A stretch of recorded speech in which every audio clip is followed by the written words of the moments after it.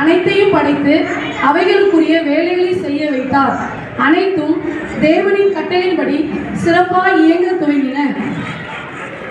ஆதாம் வாழ்வதற்கு ஒரு அழகிய தோட்டம் உண்டாக்கினார்.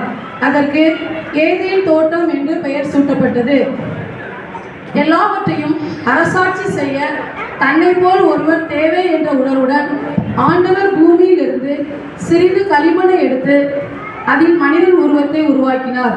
பிறகு அதில் தன்னுடைய சுவாசத்தை செலுத்தினார். அந்த மனிதன் உயிர் பெற்றான். அவனுக்கு ஆதாம் என்று பெயரிட்டார். இதோ அந்த ஆதாம் ஏதேன் தோட்டத்தின் ஒரு காட்சி உங்கள் கண்முன்.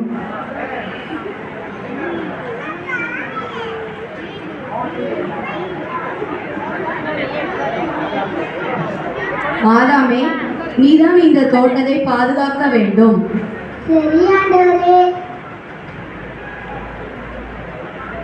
ஆஹா, ஆண்டவர் எனக்கு கொடுத்த தோட்டம் எவ்வளவு அழகா இருக்கிறது.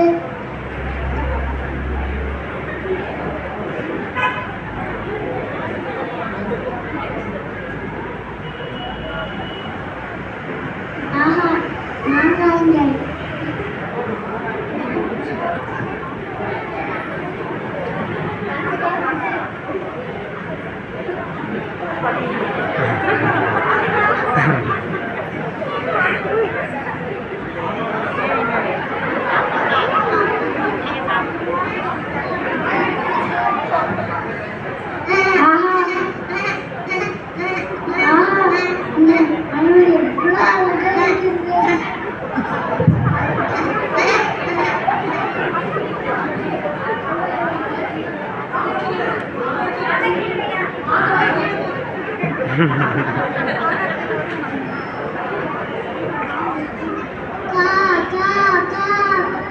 ஆஹா, இந்த காக்கா எவ்வளவு அழகா கத்துது.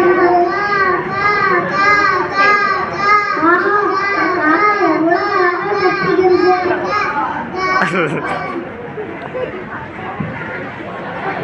ஆதாமே, நீ தோட்டத்தில் உள்ள அனைத்திற்கும் பெயர் வைத்தாயா? ஆதாமே, நீ விளையாடுவதற்கும் பேசுவதற்கும் ஒரு துணையை உண்டு பண்ணுவேன். ஆதாம் நன்றாக உறங்குதல். அவன் உறங்கிய நேரத்தில் அவன் விலா எலும்பை எடுத்து ஒரு அழகான பெண்ணை உருவாக்கினார். பெண் வருதல்.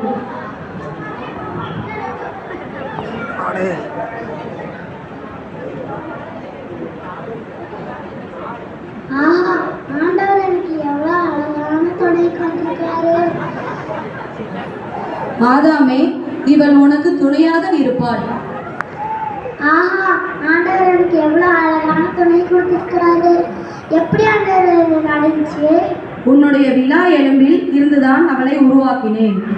ஒரு பெண்ணே, உனக்கு நான் ஏவாளுக்கு பேர் வைக்கிறேன்.